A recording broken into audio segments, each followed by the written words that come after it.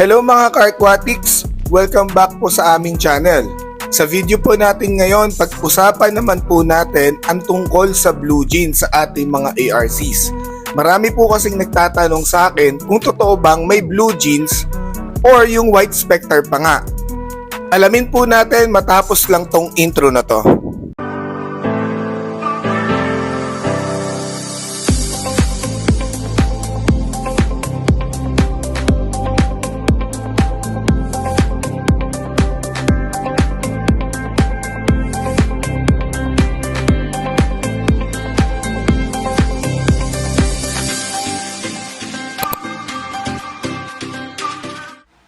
Alam niyo po mga ka-aquatics, nung nagsisimula rin po kami at nagre-research po kami tungkol sa ating mga alagang ARCs, meron din po akong napanood tungkol sa blue jeans na crayfish.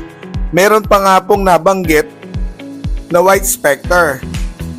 Sinubukan ko pong mag-research tungkol doon pero wala po talaga akong makita na detalyadong information na konektado po sa mga ARCs natin.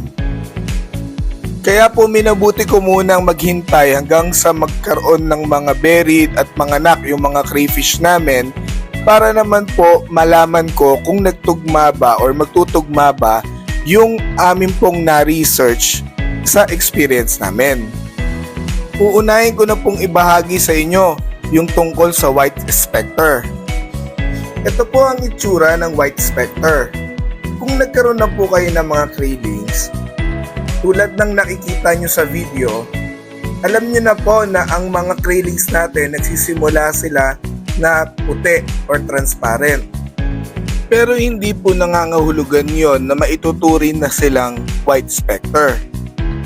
Ang mga cravings po ng ARCs, magbabago pa po ang mga kulay nila habang lumalaki po sila. Ang mga white specter nga po pala ay variant ng electric blue crayfish. Ang scientific name po nito ay Procambarus alleni. Samantalang ang mga ARCs po natin ay Cherax quadricarinatus. Kaya wag po sana tayong malito kasi talaga pong magkaiba sila ng lahi. According po kay Wiki, ang mga ARCs natin ay nagre-range ang kulay niya from dark brown to blue-green. May mga document din pong nagsasabi na ang kulay nila ay nagre-range sa blue-green hanggang green na meron pong kulay pula at maroon na highlights. Sa mga juvenile naman po, habang lumalaki po sila, makikita nyo po na nag-iiba po yung mga kulay nila at meron sa kanila magiging light blue, light gray, yung iba po kulay kalawang or light brown. Kaya po kung maka-encounter kayo ng isang seller na gumagamit ng blue ghost, rustic ghost at kung ano-ano pa kapag binebentahan kayo ng craylings na singlaki nung nakikita nyo sa video, magdalawang isip na kayo. Kasi po sinisiguro ko sa inyo na magbabago at magbabago ang kulay niyan hanggang sa makarating sila ng 3 months. Pagdating po sa ika-third month nila, tatlong kulay na lang po magiging dominant. Yung kulay rustic, brown at yung kulay blue-green. Kapag nakapag-mold na po sila uli ng ilang beses, mga around 8 month old nila, mapapansin nyo po na yung kulay nila ay nagiging matingkad na yung blue. Mas matingkad po kapag ka mga lalaki. Sa panahon po na yan, wala na kayong makikita na kulay brown or yung rustic na kulay. Lahat po sila nagiging kulay blue-green na hanggang sa tumingkad na lang po ng tumingkad yung kulay nila. Ito po yung pinakamatanda naming breeder. Yung pong mga babae hindi po nalalayo sa kulay niya. Nasa around 6.5 inches na po yan at 10 months old. Isa pa po sa dahilan ng pagbabago ng kulay ng mga ARC natin depende sa water quality kung saan sila inaalagaan.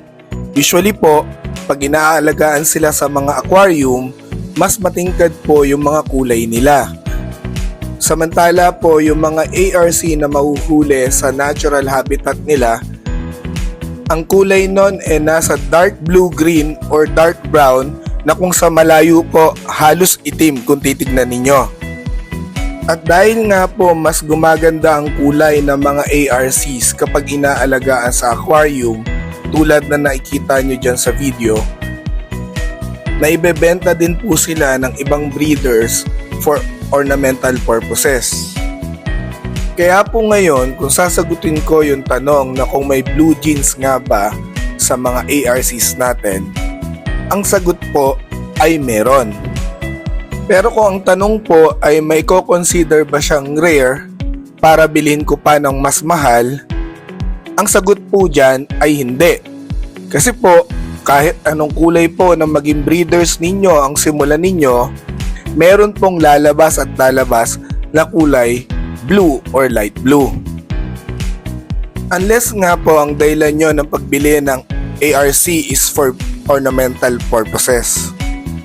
Pero po sa larangan ng pagbibreed or pagfa-farm, hindi po mahalaga ang kulay ng ating mga ARC.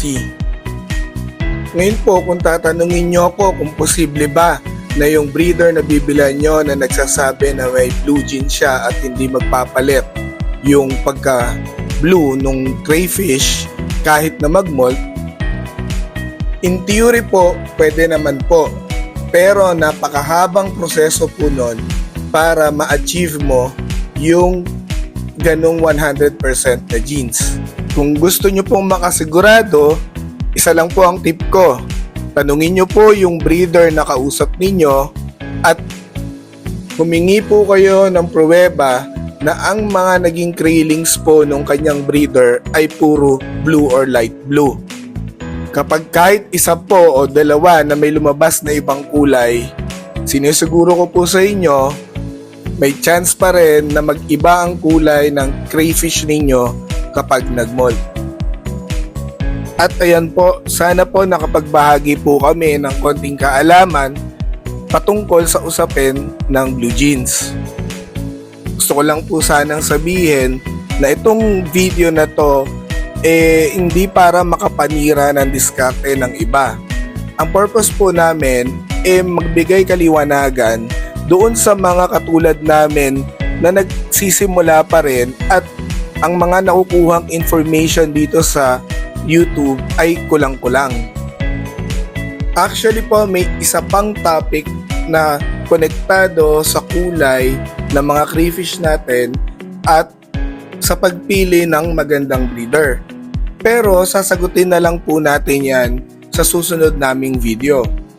Kung hindi naman po kalabisan sa inyo, napakalaking bagay na po para sa amin ang ma-like nyo yung video at mag-subscribe po kayo sa aming channel.